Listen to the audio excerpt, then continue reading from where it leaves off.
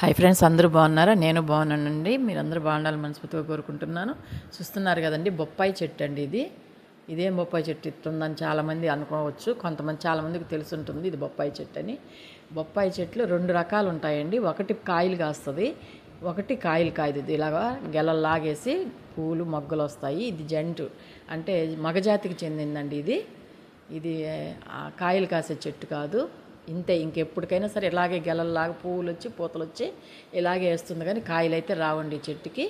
ఇది మగజాతికి చెందింది. పండ్లు కోసేది అది మా బొప్పాయి కాయలు కాసే చెట్టు వేరు. ఈ రెండు రకాలు ఉంటాయండి, మగ ఆడ. ఇది మగది, చూస్తున్నారు కదా. ఇది ఇంకెప్పటికైనా ఇంతేనండి. ఈ మొగ్గలు వేసి ఇట్లా గెలలేస్తుంది, చూస్తున్నారు కదా. పువ్వులు అంతే ఇలాగుంటుంది.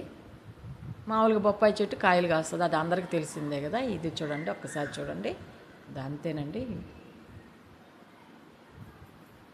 చూస్తున్నారు కదా, అంతే. అలాగే గెలలు ఉంటుంది. ఈ వీడియో నచ్చినట్టయితే లైక్ చేయండి, షేర్ చేయండి, సబ్స్క్రైబ్ చేయండి. ఉంటానండి.